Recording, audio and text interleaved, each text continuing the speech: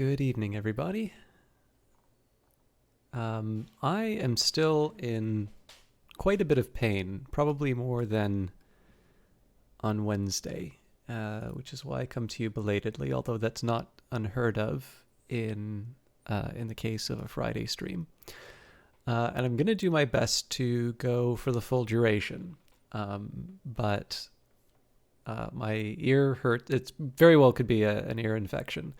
And I'm noticing that wearing headphones doesn't improve things. Hello, Uncle Cranky. Lovely to see you as always. But there's a couple things about this game. Uncle Cranky's gonna be so fed up with this, but I was hoping to get this under the wire before before him. This is one of the games that I got off of the Epic sale when they first did it, and it's. Obviously, we're getting near the end of the Epic sale now. Excuse me. But it's worth mentioning that this is not actually on a discount, but of course, if you have the coupon, you can still get it. So I'll do my exclamation mark game. Obviously, it interrupts the game to do that, so I won't do that as often. But one of the reasons I bought it was I was told it is something very special. And if you look at the ad copy for the game, obviously that link, gives me revenue and whatnot to go here. and we're using your Epic mod, no less. I'm going to just have a quick sip of coffee. If you look at the writing, like the write-up in terms of the game, it's very tight-lipped about what this thing is about. And some of you may have seen a game developer who comes in every once in a while named Sean LeBlanc, and he spoke very warmly about this game. And so I mean, that's actually the reason I bought it, was sort of him speaking very highly of it, but also sort of avoiding any specific mention about what was in the game. I have started so like those of you who are really sharp-eyed, there's always that weirdness about claiming to go in blind. You'll notice that I'm not making a profile, and so it's not the very first time I've opened the game. I'll usually run around and make sure everything's working, but I thought there was a tone here that I was interested in, and on the basis of that recommendation, I thought I would give this a shot. It's almost certain that we're not going to get through this on time. There is one other thing I know about this, which is sort of based off of the sort of the advertising, which suggests that my streaming style is probably very inappropriate for this game, but we will see. We'll see how I manage with this style. But with that in mind, this is actually going to be less about a sales pitch for this game and Epic on its own. Although, as always, if you want to see certain games made, it's important to support the sort of stuff that you want to see. And we're all looking for something good to try. You don't know how far you went on this. You don't want to spoil. I felt you should know that pressing buttons causes the protagonist to take actions. Ha ha! You thought you were being a troll, Uncle Cranky, but you actually play a planet. So, no, I'm kidding. Hey, Kaylee Cakes, how are you doing? I would be shouting both of you out, but I believe you're both following each other, so I'll get that done a little bit later. But yeah, what I wanted to talk about was less the Epic connection in that. This is an Epic exclusive, although I believe it should probably be available on other storefronts if it is an absolute deal breaker for you, that you really want to try this game, and that the storefront has been keeping you from doing that. But I wanted to reinforce a point that comes up on other games, which is not so much this game, but for some of the other ones, I always hear the question, where do you find these interesting games? And the search process is a tough one, right? Streaming is sometimes a little bit like photography in the sense that the games that you choose to show are going to be the ones that have been positives in your search.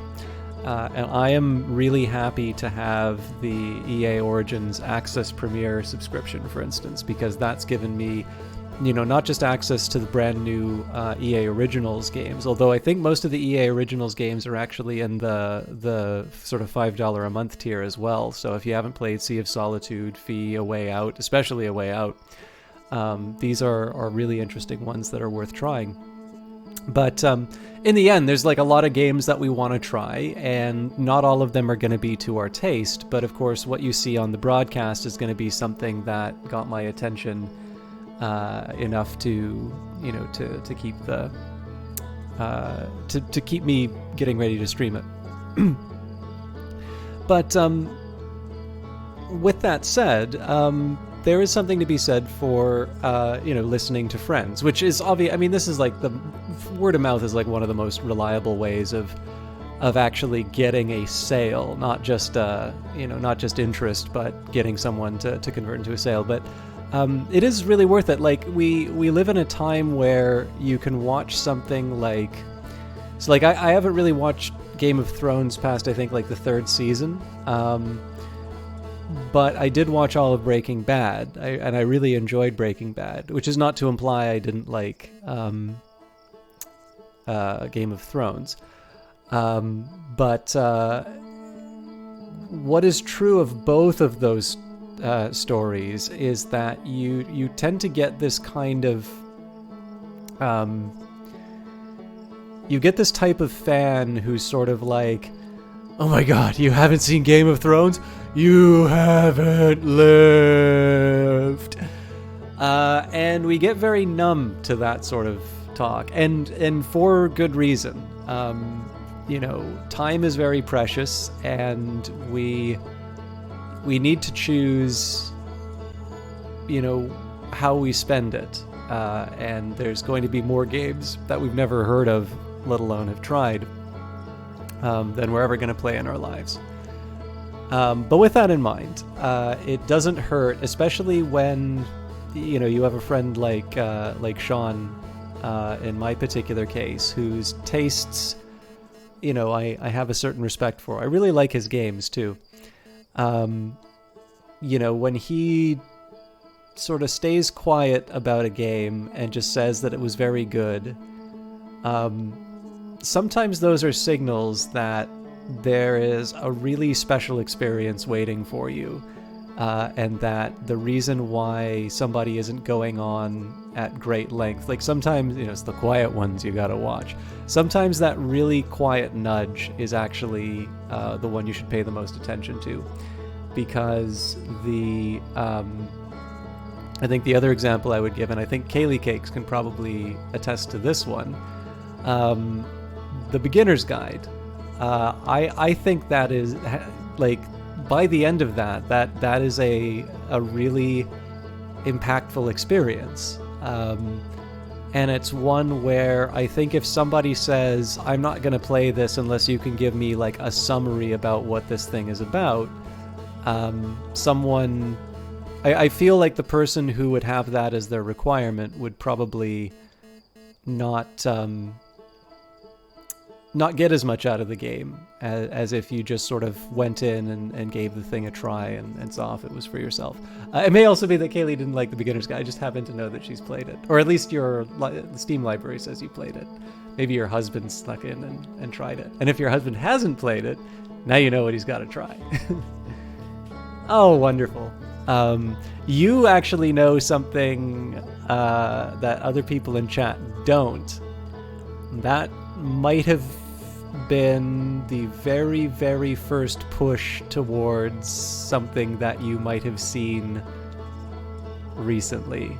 I think you can read between the lines enough to know what I'm talking about, Kaylee.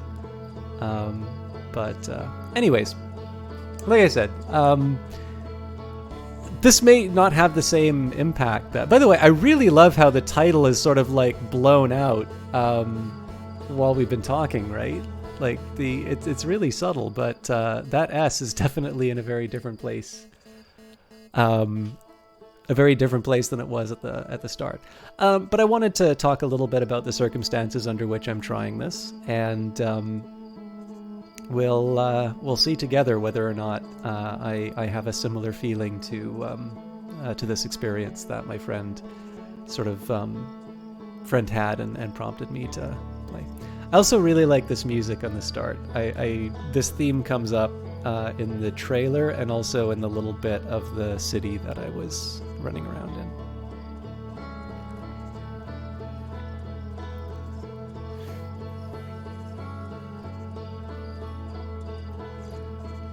Speaking of, is the music audible to everyone?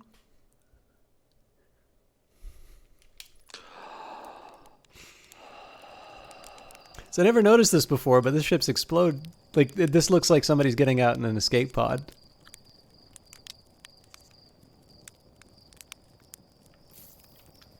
I wonder if that...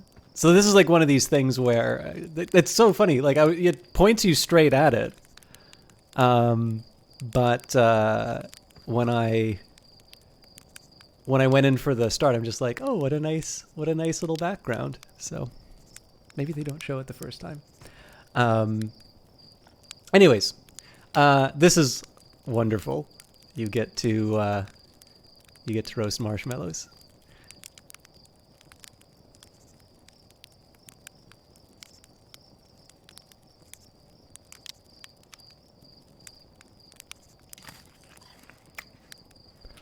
What I also love is listen very carefully to the different sounds. So here is, I'm going to roast another proper, oh, okay. Well, don't want to waste. So listen to the sound it makes when you eat it. I'm going to try to do a proper one now.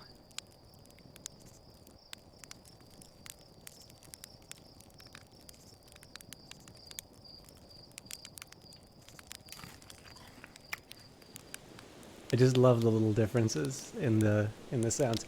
I don't want to talk too much about the stuff that I've done, but what I also love about this little start is, one, it's fun. But having played with a model spaceship, which I think is supposed to be sort of the formal spaceship tutorial, I'm, by the way, not very good with controllers. Flash forward 5 hours, Chalky is still roasting marshmallows. You do not want to know how long I spent roasting marshmallows the first time I opened this up. That is basically almost the only thing I did while I was testing this in OBS. But what's kind of funny is, having played the model ship, which will be waiting for me just in a few minutes. This is actually, I kind of feel like this is not a bad little introduction. I should eat this before it gets cold. But the it's a little how do I put it? It feels almost like a little tutorial for moving the ship and whatnot. Now, I don't know if my gamepad is not very good, or if just I'm bad at this sort of stuff in general. But you'll notice that my movements tend to be very erratic. But that's fine. We'll make the most of what we've got.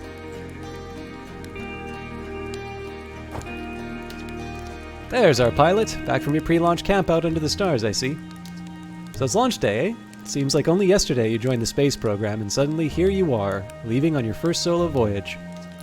What do you say? Ready to get this beauty off the ground? It's all fueled up and ready to go.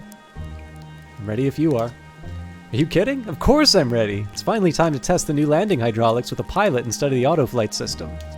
Speaking of pilots, make sure you don't crash the ship the first time you put it down, you hear? Anyway, you'll need to get the launch codes from Hornfels at the observatory before you can lift off. Just bring those here once you've said your goodbyes or whatever. Not having second thoughts, are you? It's my mission once I'm in space. Hey, you're the pilot, you tell me. Aren't you pilot types all eager to get up there and explore for yourselves? It doesn't matter if you go to the moon or Brittle Hollow or just the other side of Timber Hearth. It's all the same to me. Get out there and have fun. Just don't hurt the ship, that's all I ask. Yeah, it's really nice. I will admit, one of the catalysts for this, and it's always so tough because, like, if all the good stuff that companies that Elon Musk is associated with tends to be overshadowed by his really stupid behavior on Twitter. But I will admit that I was a little inspired to try this I was a little inspired to try this, seeing the sort of the manned space launch a little bit earlier. It's not the only thing, but definitely, you know, I was sort of in a mood to do some launches of my own. Hey, it's you! Slate said you'd be blasting off in your ship today. I'm really excited to see the launch. Aren't you going to go into space? Aren't you? You better not have changed your mind. I wanted to practice with a pro before I leave. Aw, you're just saying that. But if you really want to practice with me, I guess I could help you out a little. Try to land on one of those geyser pools. Show me what you got. And now you get to see how I will die in space. All right.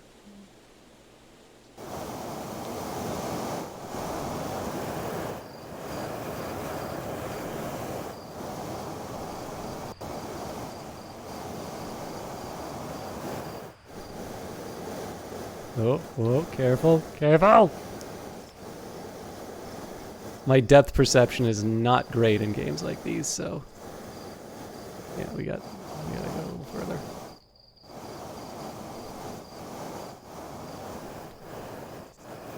Oh god! Okay, not too far. Nobody's watching, right? Ooh, there we go. Nailed it! Now I can try the bigger one. So, what my nightmare is... oh, no! Well, now you've seen my nightmare. Let's try and get this thing righted. Nice.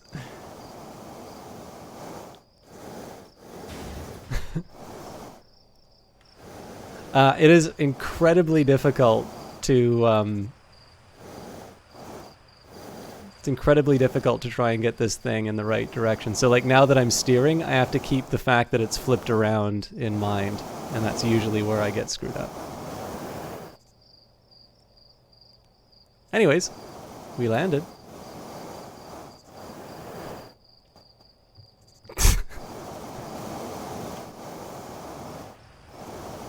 Oh! And we're close to the... getting close. No, I messed it up.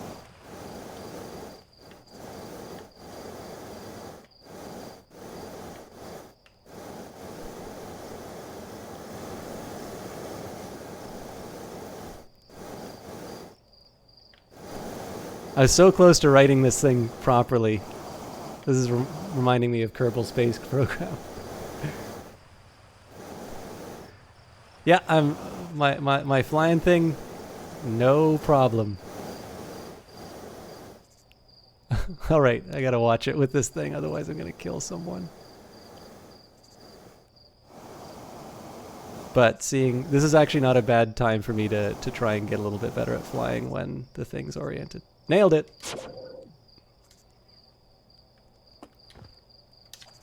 What a landing! I guess that's why Slate lets you fly the real thing, huh?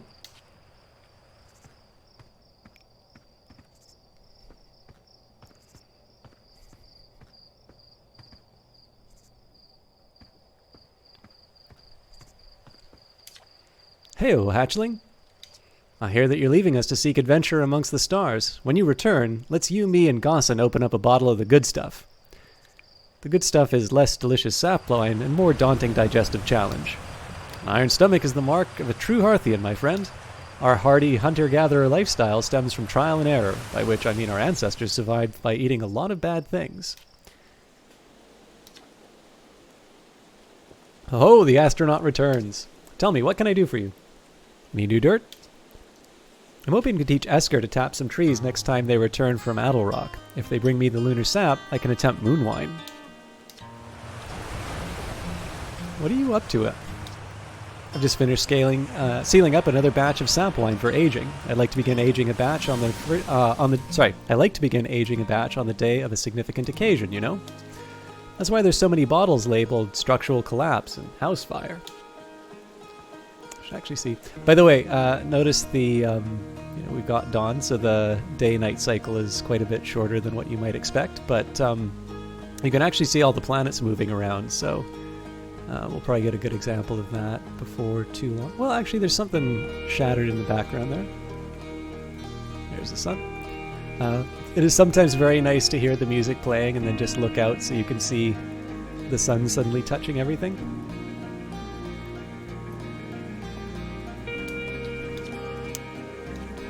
Alright, so there wasn't anything special to say.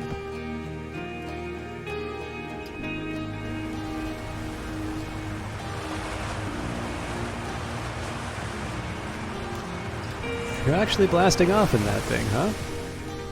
I'm told my odds of survival are statistically quite high. Yeah, the space program's certainly come a long way. Should probably thank you for causing fewer flash fires than your predecessors. By the way, good luck with those retro rockets. What can I do for you? Do you really worry that the space program will burn the village down? Only constantly. You learn to live with it. You also learn to sleep with a bucket of water next to your bed just in case. So I always kind of like how this sign for Outer World Ventures also looks a bit like the Anandpura Interactive logo. I don't know if this is intentional or not, but I always think it's the Anandpura, the publisher. I always think it's their logo rather than the space program. This pilot seat, used by pioneering astronaut Feldspar, is all that remains of our inaugural flight into space. Although it's been argued that such a distinction requires a breathtakingly liberal definition of flight, that day will nevertheless always be remembered as a landmark achievement in Harthian history.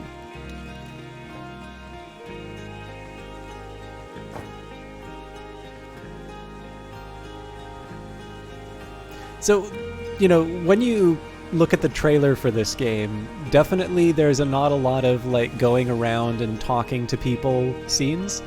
But I really like spending some time in these little moments. First of all, just because I think this is a really beautiful world, and there's something to be said about a space program in a world where everything is built out of wood.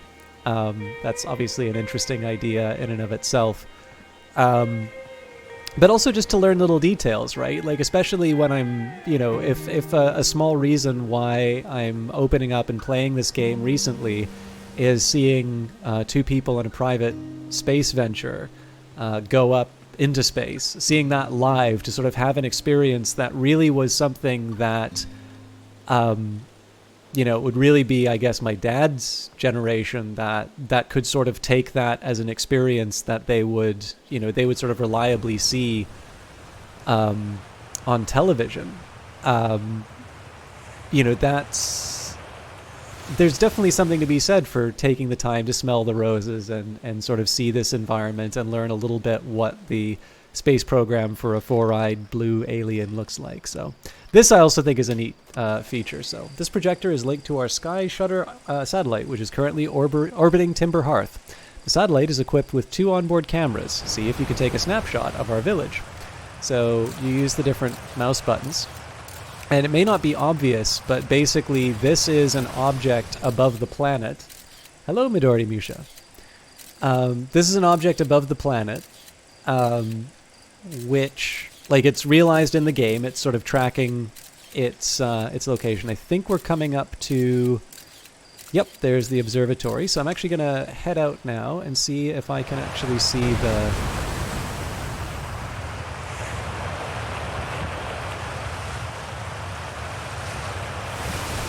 I don't know what I'm looking for, actually. But yeah, basically that was a satellite that's, modeled like any of these other planets, sort of looking down on the planet and letting you take photos. My understanding is that there's some puzzles that will rely on being able to take shots like that. So it's launch day, huh? So Hal's gonna miss you. Speaking of launch day, I was thinking about it. The platform those ships launch from is getting old. Isn't it time you built a new, less flammable one? That big tree in the village would be a perfect choice. I wouldn't mind helping out the space program. Just say the word. Nice try. We all know you have it out for that tree. What? No. I just think it's in the way and someone ought to chop it down, Specifically me. You think this has to do with the time I fell out of it and broke my arm? That was when we were hatchlings. Who would hold a grudge for that long? That tree has got it coming.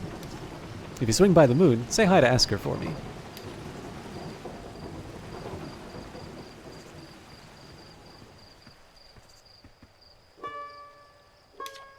Hello there, Space Cadet. I hear you're leaving the crater today. If you meet any of the other travelers up there, remind them to take proper care of their instruments, won't you? Tell me about the travelers' instruments. Oh sure, I made all of their instruments, you know. Let me see. There's Chert's drums, Rybek's banjo, and Gabbro's flute. And Felspar's harmonica, of course, although Felspar's been missing for a long time. Sometimes it feels like just yesterday that they were playing their harmonica around the campfire. Anyway, you hear music in space. That'll be one of the space program's other travelers. If you feel like company, you can always pull out your signal scope and track them down.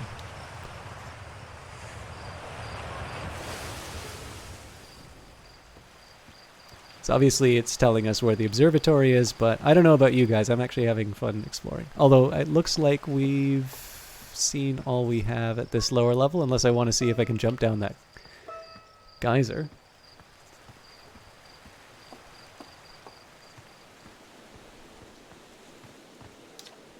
Hello, astronaut. Well, if it isn't my favorite troublemaker.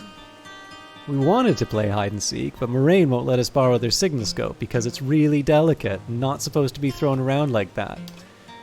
Hey, can we use your signal scope, can we? Can we please? We'll even let you be it. Sure, let's play. Woohoo! Okay, here are the rules. Galena and me will hide with these radios, and you'll use your signal scope to find us. Last one to be found wins. Okay, close your eyes and start counting. That eye-closing animation's a really nice touch. So this is kind of neat, actually, that the signal scope was introduced by that character, and now I get a chance to use it.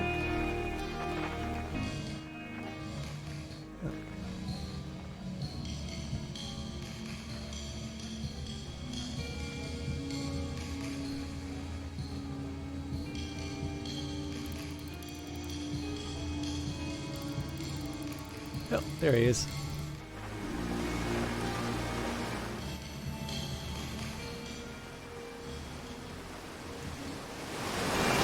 Mwaha! Aw, you found me. But my hiding spot was super good. Don't forget, you have to find both of us, okay?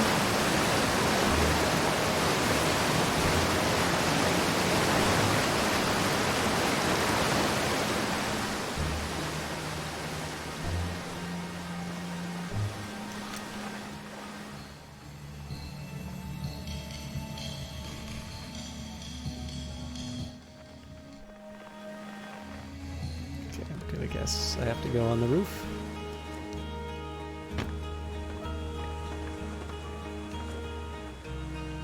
I'll admit, it definitely beats doing the whole, press C to crouch and press space to jump. I guess there was the press space to jump one, but this is a nice little way of introducing the ideas. I won? I'm happy. Thanks for playing with us.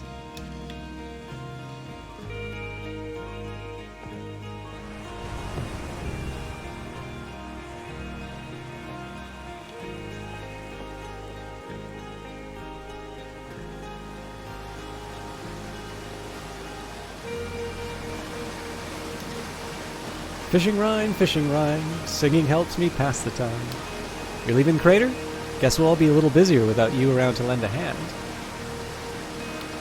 That big water planet, Giant Steep, that's where I'd go. Why's that? One time, after the rest of the village had left to sleep, and it was just the two of us sitting around the campfire, Gabbro told me about their first trip to Giant Steep. Yes, so my understanding is that this is Outer Wilds, whereas the Obsidian game is The Outer Worlds, and it is, I think, the misplacement of the article that messes with everyone. I also have The Outer Worlds in my library, but this seemed to be the more exciting choice. Anyways, one time after the rest of the village had left to sleep and it was just the two of us sitting around the campfire, Gabbro told me about their first trip to Giant Steep. They landed their ship easily enough in the waves, but couldn't see too far down on account of how murky the water was, I guess. Too dark. Gabbro wants to see what lay beneath the surface, so they decided to travel deeper. They traveled down and down. But suddenly, Gabbro couldn't go any further. I underestimated how boring this would be. Tell me more. I will. I was just pausing dramatically. As though exercising a will of its own, the water was refusing to let Gabbro go any deeper. It held Gabbro back, almost as if it were trying to protect them from something. And then, in the terrible darkness, Gabbro saw it. The tentacle of some hideous beast! Was there wine sap involved during Gabbro's campfire story? Come to think of it, don't you have somewhere you should be exploring that isn't here? You can go away now, assume that you're done scaring off all the fish.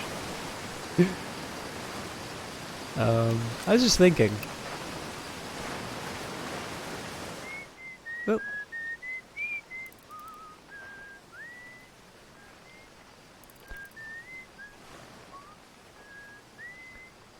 So this is kind of neat. They told us that we can find the, wait. No, that's really far away. But I think they said the guy with the harmonica was missing.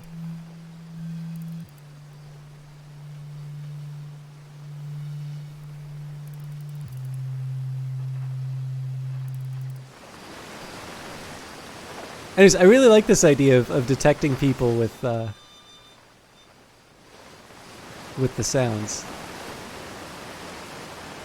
And it's really neat to be able to see where all the planets are going. Oh.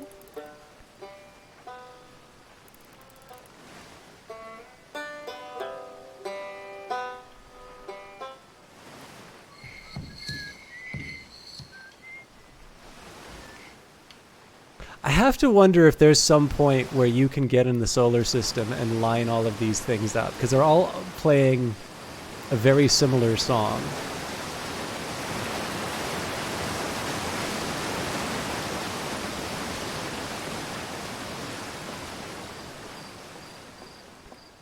I didn't see any real way of doing. I mean, obviously, given how quickly everything is moving, it is kind of neat that I'm able to track the placement of certain objects based on that music. So I'm going to assume that it's like I'm going to have to go out in space with something like that. What's the objective of this game? It's Gold Times. If you take a look at the store page for this game.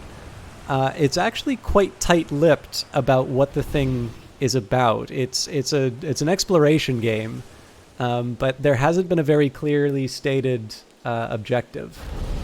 But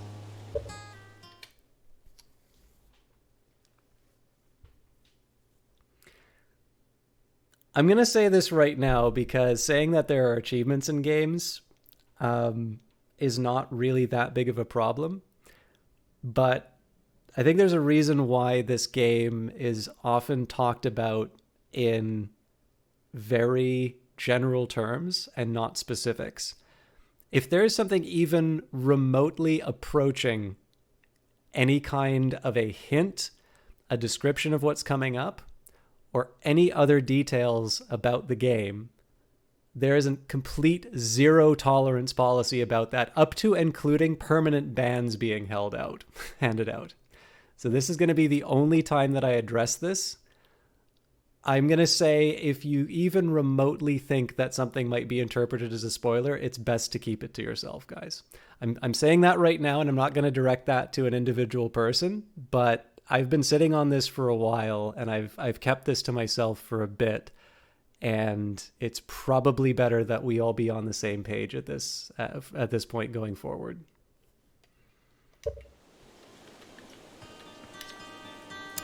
Danger! Inside this fence is a pocket of ghost matter, a strange and impossibly cold substance that's invisible to the naked eyes. The good news is that you can detect ghost matter with a camera.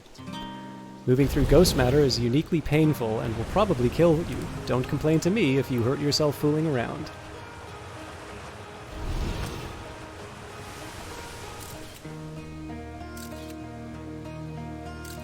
Fortunately, it doesn't seem to jump the fence.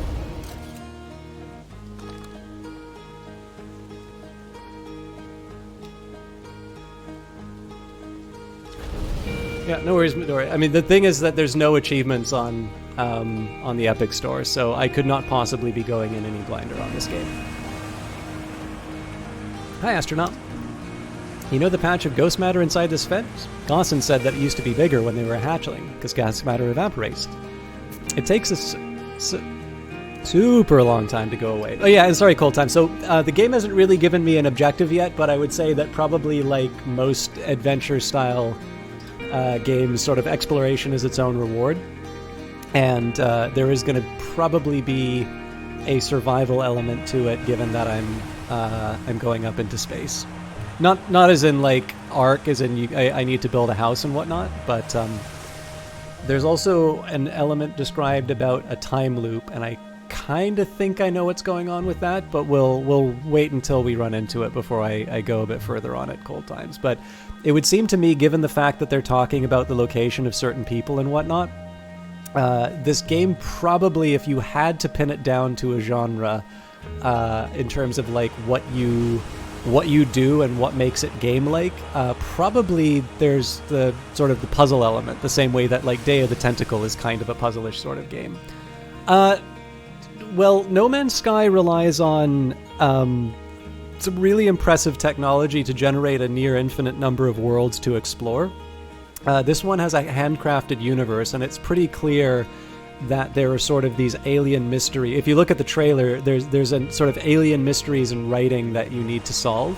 So it seems to me that there's probably a much more clear through line. Now, I don't know. It might be that No Man's Sky also has sort of a plot to it as well.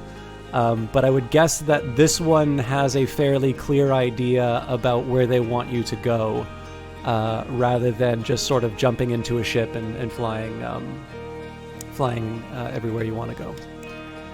I hope there's still ghost matter in the village when I'm a grown-up. Ghost matter is awesome. You shouldn't be throwing rocks in there. Ghost matter is dangerous. Obviously, that's what makes it so awesome. Jeez, I'm not dumb enough to touch it. Ugh, you're such a grown-up.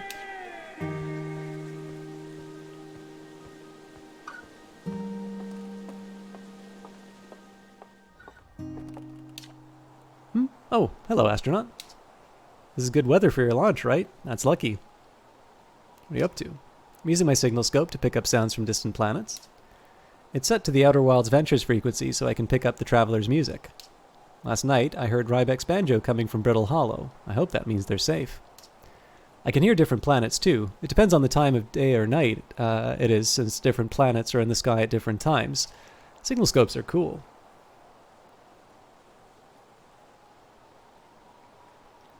Yeah, no worries. Cold Times, I don't want to be too mercenary about this, but I will just mention, if you are thinking of picking up this game and you're getting it on PC, I do have an affiliate link through that. I also mention it because even if you don't use that affiliate link, although it's no cost to you, if you do not have the Epic Store coupon, you can use that link at the bottom, which isn't tied to my account, and that will recharge your account. If you've gotten a free game off of it, then you'll already have one of those coupons. It's not on sale, but the coupon gives it the effective sale. And then I think Xbox Game Pass has it as well. So I'm kind of making an assumption about the PC, but you gave me a very good excuse to get the sales pitch out of the way. All right. So we kind of already did this, but it looks like they're in a better place. So let's just see if we learn anything new.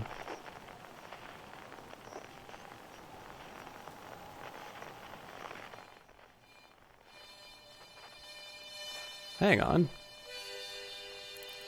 291 meters? Oh.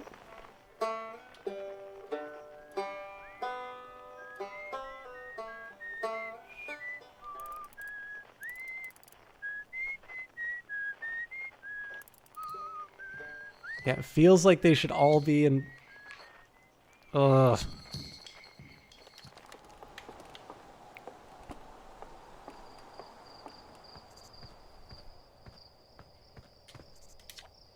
I saw smoke coming from Youngbark Crater up north and figured that I should go check it out. You can use the scout launcher, just please don't break it while I'm gone. Tech tight. So I think this gets to reinforce this I did mess around with when I was testing this for stream. So I think this gets to reinforce the idea of the... Oh, hang on. I wonder if that was the...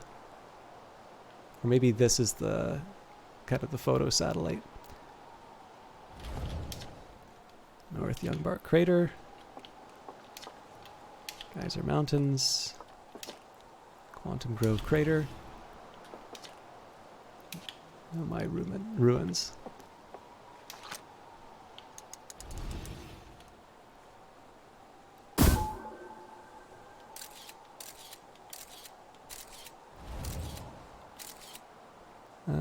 So that's kind of inconclusive. Hello, the Eyes of Sin. Yeah, my definite view of that Cold Times is... So actually, the good news is with your coupon, I believe that's not expiring until a few months after the sale is done, and Outer Wilds is not on sale at the moment. So as long as you have that, like, I believe you get it refreshed. So as long as you don't use that coupon after the sale, you'll be able to get it whenever you want. But clearly, games are discretionary purchases. Discretionary purchases, and you got to be taking care of yourself before that. But yeah, like I said, I'm glad to get the segue, but I never want it to come off across as... There's definitely the streamer style of like, if you all really loved me, you'd buy this game right away. No. But with that in mind, that link doesn't get used if I don't share it out. So please don't take that as too heavy of a sales pitch. I wish you luck on the job search, by the way. I know there's a couple of other people in chat who are in the same boat. How you doing, Harl55? And the Eyes of Sin, obviously, I'm very glad to see you too. All right, hey, come say hi to your old flight coach before your launch. I've got 0G training set up if you want a refresher. Hey, I thought I might see you before the big launch. Nerves getting the better of you? Right, like you weren't nervous for your first flight. Hey, don't worry about it. Your nerves are between you, me, and the vast endlessness of space. Really, you'll do fine out there. I'm worried more about that ship, if I were you. Hopefully that lunatic slate can at least fix the retro rockets. So listen, there's a satellite, which is definitely not a piece of broken mining equipment, set up down in the 0G cave and in need of repairs. If you're looking for a little last-minute 0G practice, head down the lift and into the cave. Or don't, as long as you're confident that you can make the ship repairs in space. One repaired satellite coming up. Cool, get to it. And try not to concuss yourself before your first launch. I like the little detail of his missing eye, which sounds slightly horrible, but like little touch. Just put out a letter to someone just stapled to a sign in a busy intersection. I should start doing that in my neighborhood, see who responds. Wanted, tall, pale, long hair. For cuddling and video game discussion.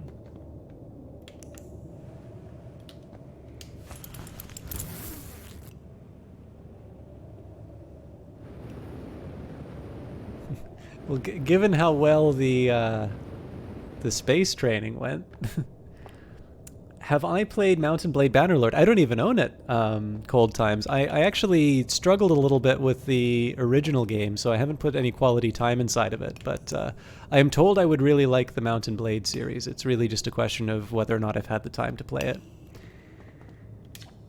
Hey, nice of you to drop down. I'm getting some 0G time in. So you're going in there? In the cave? What? Oh, I'm fine. Great and fine. You don't look fine. But you know I hate that cave, so I don't know why you're making me talk about it. Now I've got the hand sweats. Hey, you're back. Do you need something? Give me the dirt. Some fresh dirt? Not much happening down here lately. Let me think. Come to think of it, Tektite saw something crash outside the village crater earlier. That's new and different. Oh, hey, about that.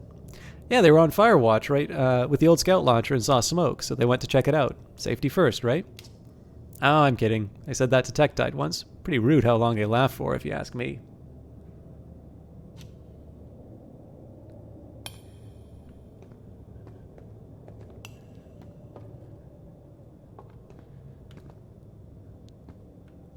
Ah!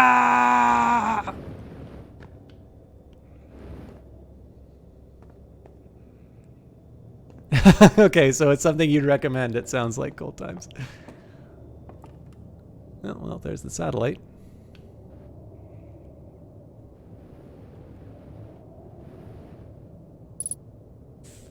I do actually quite like how the walls look. Oh, that's helpful.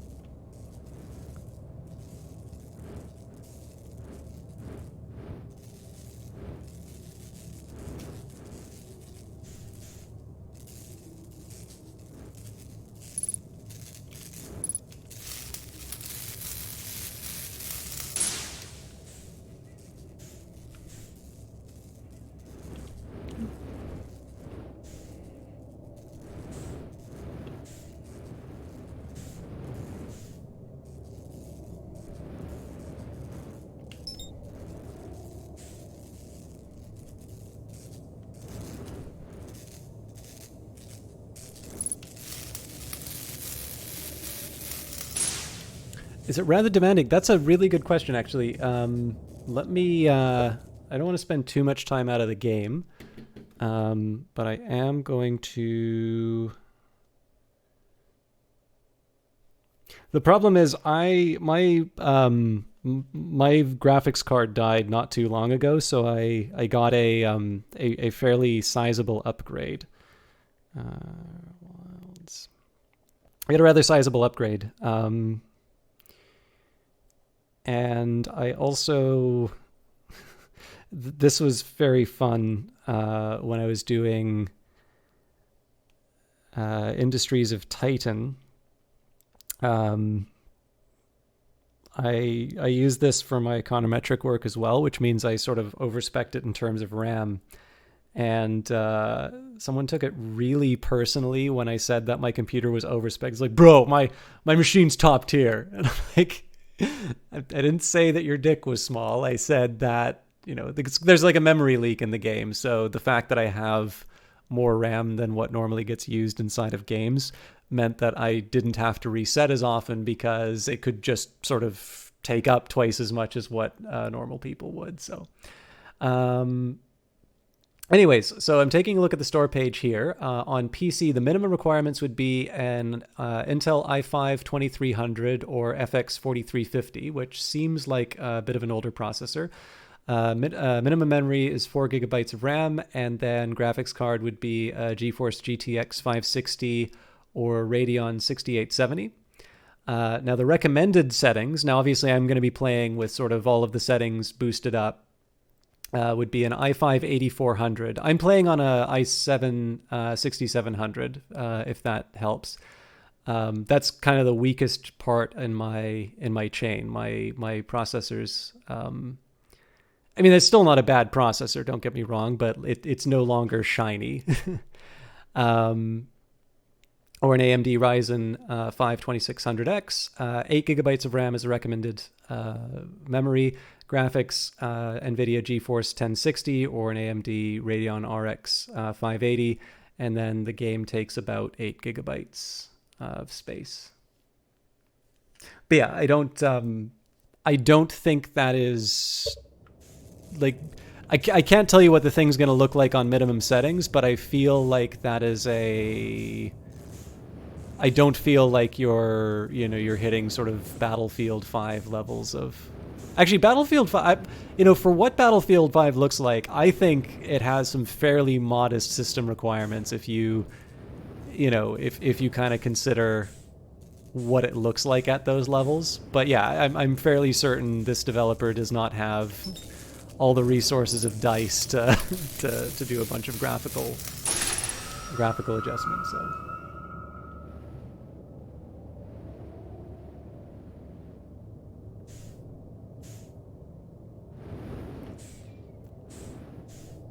Oh yeah, actually, I should probably go from comparisons. From what I understand, some people found Bannerlord... So apparently I concussed myself. Apparently some people found Bannerlord a bit... what's the delicate way of putting it?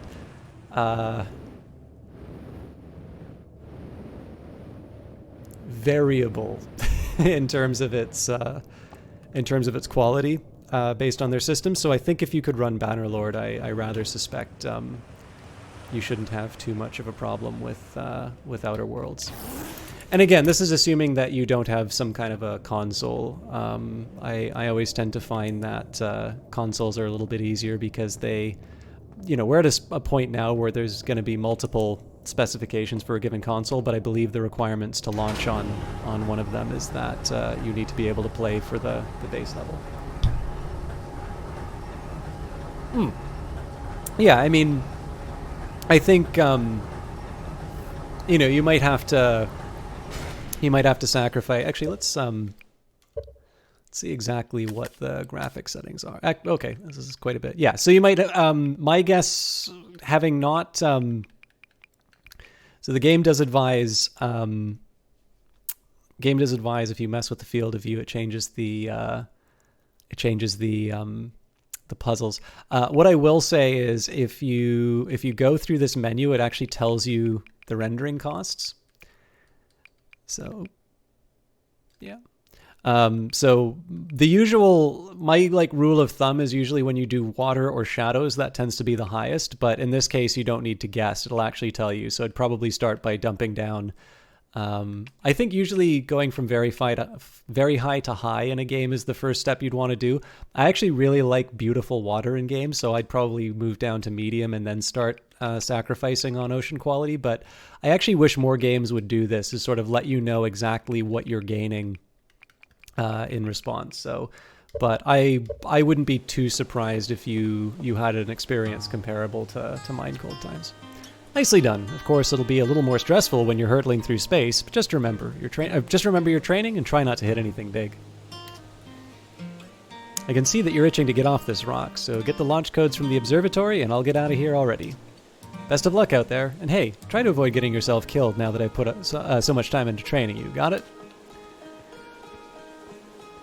Alright, I guess I need to make it to the observatory now. I do like the fact that I can see my shadow running through the area. Oh yeah, I also know why the shadows are going to be, because everything's flying around and it's calculating so many as the... Yeah, I'm going to assume if you mess with the shadows in this game, you're going to see a nice improvement on the frame rate.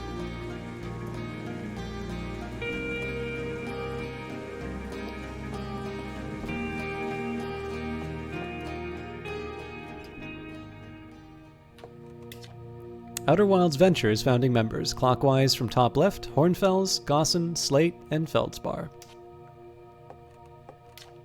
Big thanks to these additional founding members of Outer Wilds Ventures, without whom we would never have gotten off the ground. Matthew Steinhauer, Ben Etherington, Quirtiope the Pie, Jordan Frith, Tom Cummings, Sean Shark Templar Farrell, Stephen Ursel, Ryan Ohmrecker. I feel like I've seen that name Ohmrecker before. I guess this might be like a crowdfunding thing that they did. That's a neat way of doing it, but I will admit I'm not 100% sure who this is in reference to. So it's a mixed way of doing a credit, I think. Outer Wilds Ventures, Timber Hearth's first and only space program, was founded to explore the furthest reaches of our solar system. Feldspar was the first Hearthian to be intentionally launched into space. I love that qualifier, intentionally. They completed the first orbit around Timber Hearth and later made the first of what would be many landings on our moon, the Adelrock. Ah, okay. Hey, it's my favorite astronaut. Launch day at last, huh, buddy? The translator tool's inaugural flight, too. I'm so excited that it's making me nauseous. Just think, you'll be able to translate any Nomai text that you want, anywhere you are. The two of us put a lot of hours into inventing that tool, so don't break it, okay? Oh, geez, do not break it. Ignore me, okay? I'm just nervous. I'm not even the one who's going into space. How are you feeling? I'm excited. Good, you've only been waiting for this day since we were hatchlings. I can't wait to see all your training pay off. So what's the dirt? You here to see the new Nomai statue? New statue? You haven't heard? Grabbo brought it back with them from Giant's Deep, and Hornfels just finished prepping it for display. This is it right here. Neat, huh? Makes me wish you could see what a real-life Nomai looks like, but I guess this is as close as we'll ever get. Check it out. It looks like they had fur. Fur is weird. This is the first fully intact statue ever found, you know, and for how old it's in great shape. Yes, Cold Times. Geez, I got a little carried away there. Go on, you have a ship to launch. Take care of yourself out there, you hear? Hey, what's up? Why did the Nomai make the statue? Good question. So Grambo found it this fully intact statue on Giant's Deep, right? Well, Hornfels told me that it's made from the same type of special stone that statue fragment Chert brought back from the Hourglass twins. We know the stone from Chert's fragment can store information. That's why some of the stone from that statue fragment was repurposed for your ship's computer.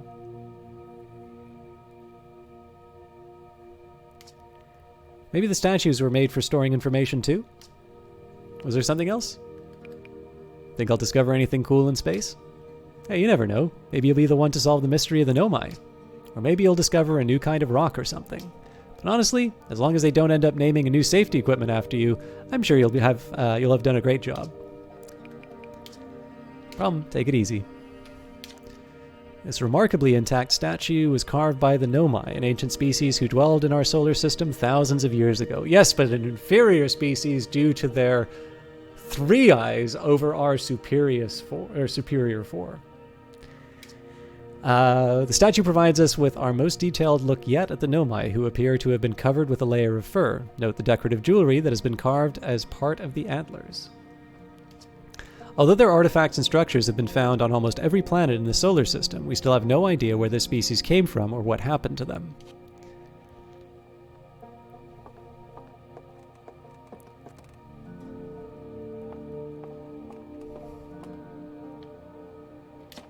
Watch closely, these balls move on their own. The ground is perfectly level, so what do you think causes this spooky motion? The answer is the moon. As it orbits our planet, the Adelrock's gravity pulls on objects from different directions. In fact, it's pulling on you right now.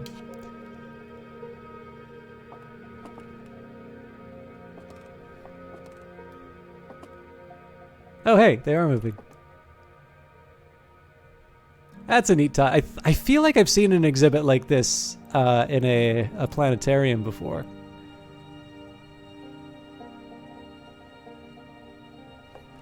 By the way, my apologies for those of you who want the exploration parts of this game. I know there's at least one person in this chat who has actually seen me do sort of the trial run of this.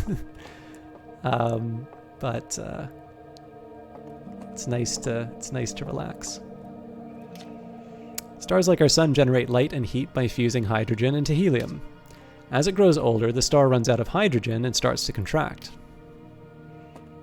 Oh, well, we know where this is going. As the star's core contracts, it gets hotter, causing the outer layers to expand. The stars become a red giant. When a core is hot enough, it starts to fuse helium into carbon.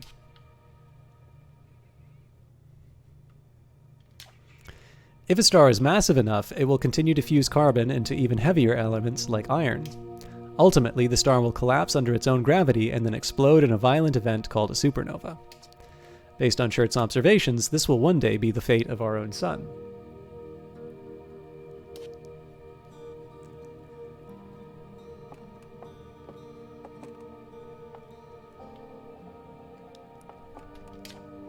This anglerfish specimen was found attached to the landing gear of one of our ships that flew close to dark bramble. It appears to be well suited to living in dark places with minimal atmosphere.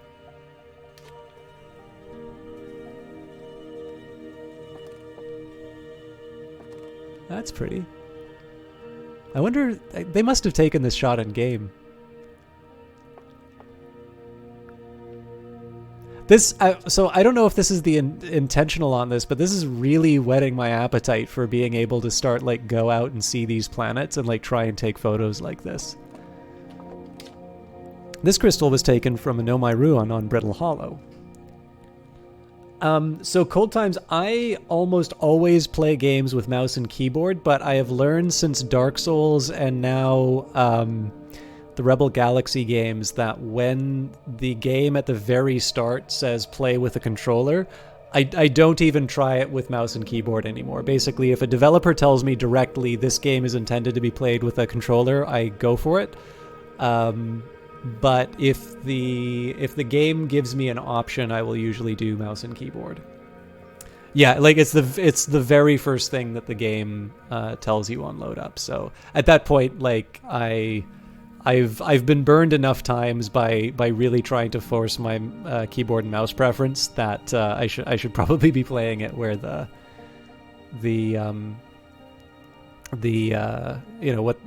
where the developer says that it should be done. And it's worth remembering too, right? Like especially with small games, I would much rather the team spend some time like make a game that is really interesting to play. And obviously it's not trivial to consider multiple input types and have them work all as well. So like if an independent game is going to tell me, hey, do this preferred mode because it's a little bit more universal, I don't really find that like beyond the pale. So but yeah, I mean the controls are pretty intuitive. I have a feeling that my cheapness in buying like the lowest cost controller is probably having a consequence now, because I notice in Rebel Galaxy Outlaw now this, like, my direction stick feels a little jerky, but not to a point where I feel like I'm not gonna enjoy the game. But Kaylee Cakes has already seen how well I pilot ships, so this crystal was taken from an Oh My Room on Brittle Hollow. It seems to create local gravity distortion and was most likely used to traverse steep surfaces. Try it out. Whoa! Whoa!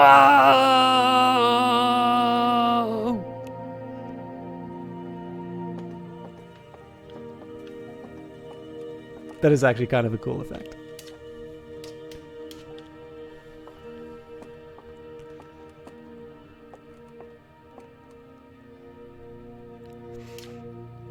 The Nomai technology brought back from space by our astronauts has been a great boon to Outer Wilds ventures, allowing us to modify expedition gear in exciting and useful ways.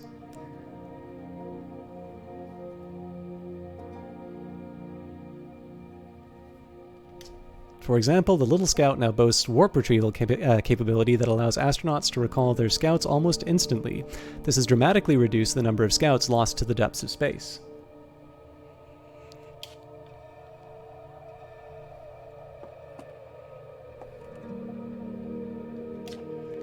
What you see here are parts of the Nomai skeleton. We can tell from their skulls that they possessed antlers, and quite unusually, only 3 eyes.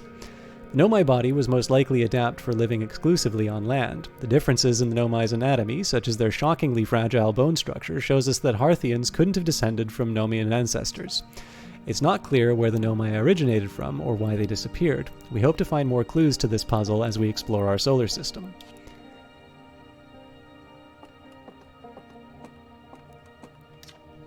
Aside from the dwellings and structures they built, the Nomai also made art. This decorated pottery was discovered on Brittle Hollow.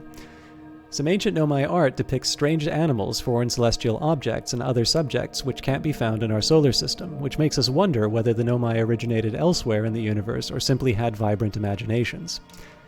Were the Nomai born in our solar system, or were they born among other stars and planets? And if they were, how and why did they come here? These are just some questions we hope to answer through further xenoarchaeological expeditions. This is actually a problem I have with museums, is that I will be standing in front of, a world-renowned piece of art, and I will spend more time reading the text about the work rather than actually looking at the object. Now, before I go upstairs, there was an outside spot. I'm watching you.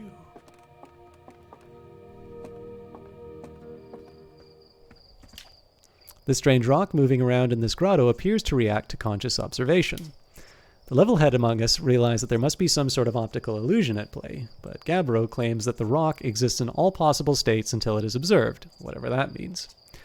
Whatever is actually happening, both sides of the debate agree that the effect is extremely creepy.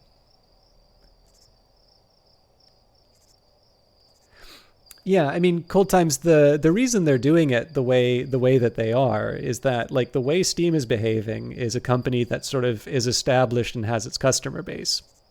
And I mean, they were kind of the first digital launcher, and they I mean, let's face it, when Half-Life 2 came out, the deal was you get Steam or you don't play Half-Life 2. Um, and the way that Epic is working with the coupons and with the with the offers to developers for a timed exclusive in that is built around building that audience. I don't expect them to do that forever. But the comparison between the two storefronts is sort of the difference between an incumbent and an entrant. And I mean, I don't know if you've read my articles or that, but I almost kind of look at the logic as like Uber. Like, I don't know if Uber is going to exist in its current form to the present day. But boy, oh boy, am I really benefiting from a lot of very cheap rides. And the person who's paying for it is basically a bunch of venture capitalists. Like, if Tim Sweeney wants to give me a whole bunch of money for using his launcher, right? I already had it on there to try out Fortnite once. I'm not too upset about that. I mean, before I put on the Epic launcher, I already had BattleNet. BattleNet's actually the only launcher I don't have on my computer now. But at Origin, I had Uplay, I had GOG. I was obviously a big fan of GOG for a while. Jabriel, thank you very much for that follow. Itch. And then there were a couple of games like Minecraft.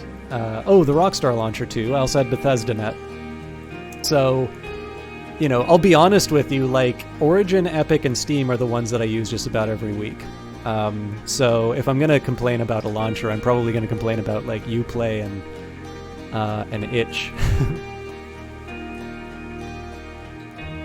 But yeah, it's the storefront is not as fully featured as the alternatives. I'd say from the original launch to now, the launcher is much better. And I've definitely not been hurt by any technical issues. I had one with the Division 2, but since then, the only time I wasn't able to have it do what I wanted was when they released Grand Theft Auto 5 for free. That was very clever of Rockstar to DDoS Epic. Anyways, yeah, that's a rock, all right. Ah! Ah!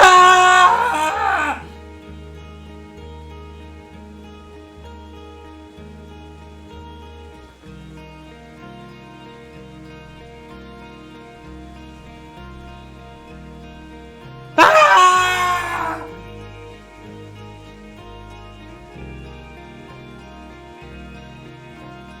I didn't play Paragon, but they released all of the assets for it. It looked really interesting, but I kind of feel like the MOBA audience had sort of calcified by the time they got around to it. Oh, hello. This piece of Know My Writing was essential to deciphering their unique language. Although the text is this text is linear, Know My text often branches off from the central point, kind of like my conversations. Interestingly, each branch tends to be written by a different author.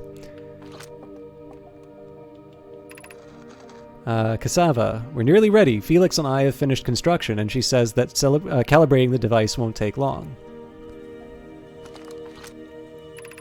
Felix, fortunately, the Adelrock's lack of atmosphere will make calibration simple. After all this time, I'm thrilled to finally resume our search.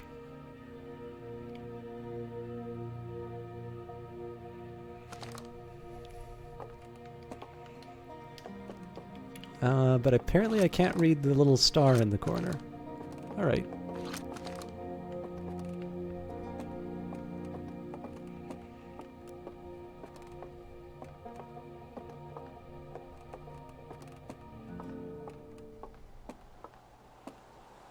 Oh, this is neat. Whoa!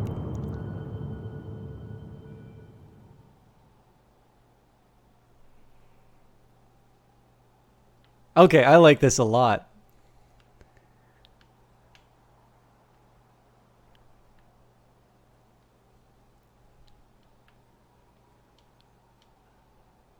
I'm curious if I can see that fiery spot.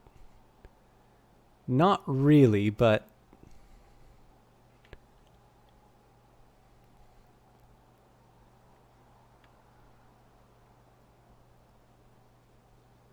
I guess I can't see that broken up ship from when we woke up.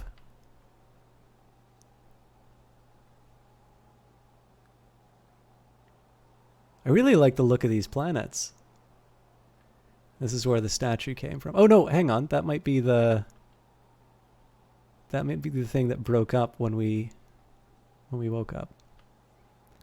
And then what's the outermost dark bramble? Oh man, that is a menacing looking spot. Thank you. Is that Giger?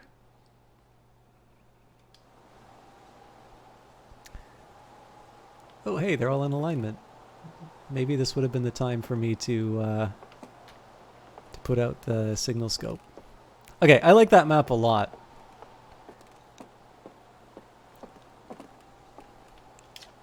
Hornfell's observations. This is incredible. At first I thought the points of light in this image were stars, but they're not. They're galaxies.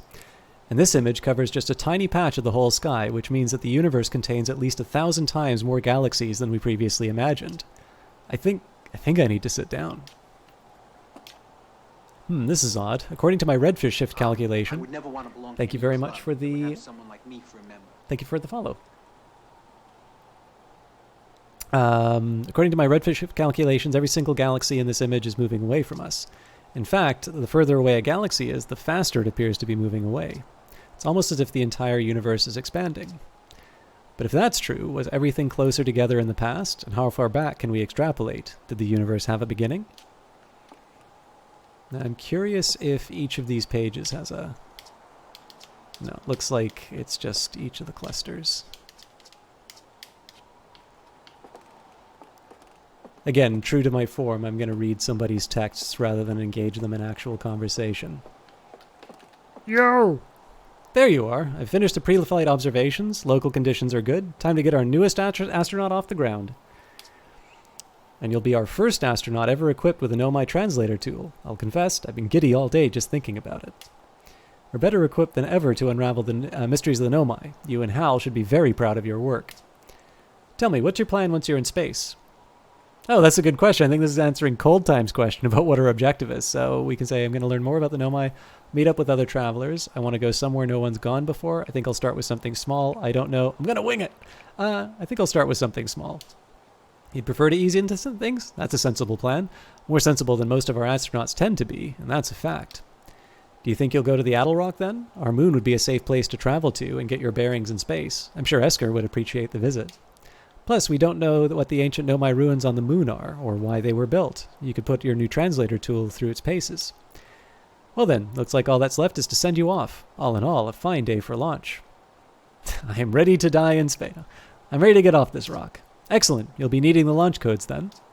Here they are. Best to get off the ground before Slate makes any more modifications to your ship, eh? Good luck out there. Let me know if I can help you with anything. So when he says something simple, I was actually thinking of checking out that fire on the planet, but they are really cute.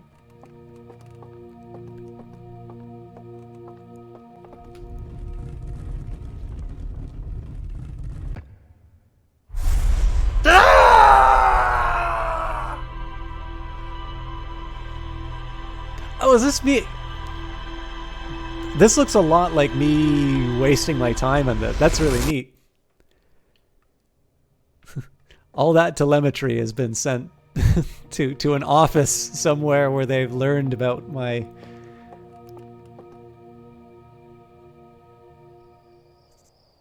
Oh, crap. I didn't even check to see whether or not I had the quality options.